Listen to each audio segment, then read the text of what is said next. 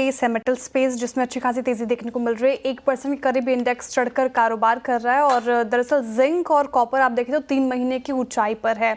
क्या कारण है, ये बताने के लिए मेरी सहयोगी मनीषा गुप्ता जी मौजूद है। मनीषा जी बताइए, मेटल इंडेक्स 1% ऊपर आज कमजोर बाजार में भी।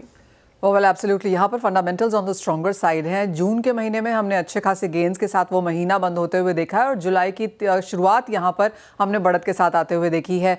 कॉपर 3 महीने के हाइज पर है, एल्यूमिनियम 3 महीने इसके हाइज पर है, लेड 13 हफ्ते के हाइज पर है, जिंक में हमने करीबन 2.5 महीने के हाइज यहाँ पर बनते हुए देखे हैं। वेल इंडिविजुअल फंडामेंटल्स तो यहाँ पर हैं ही, क्योंकि सप्लाईज को लेकर चिंता है। कॉपर में एलुमी इन्वेंट्रीज में लगातार गिरावट देखने को मिली है। बैकवर्डेशन में ये मेटल कारोबार कर रहा है। एल्यूमिनियम में एल्यूमिना और बॉक्साइट की जो शॉर्टेज है उसकी वजह से है। जिंक में हमने एक माइन अलास्का और एक माइन ऑस्ट्रेलिया में बंद होते हुए देखी है, जिसका फायदा प्राइसेस में वहां देखने को मिला। तो ऐसे हर मेटल के एक इंडिविजुअल फंडामेंटल्स हैं जो सपोर्टिव हैं।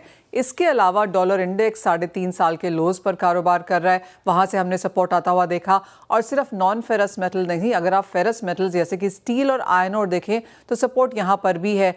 मई के महीने में चाइना का स्टील उत्पादन 7% गिरा और चाइना स्टील एसोसिएशन ने कहा है कि इस साल में स्टील उत्पादन 4% तक गिर सकता है। तो इसका फायदा हमने आता हुआ देखा। और साथ ही साथ मार्केट्स ये मान के चल रहे हैं, क्योंकि चाइना का डेटा वीक रहा है तो चाइना शायद स्टिमुलस मेजर्स आगे जाकर लेके आ सकता है, तो उसका भी एक फायदा हमने मार्केट्स में आता हुआ देखा। तो वेल एब्सोल्युटली, चाहे फेरस मेटल्स हैं, नॉन फेरस मेटल्स हैं, सब तरफ यहाँ पर सपोर्ट फिर से लौटता हुआ।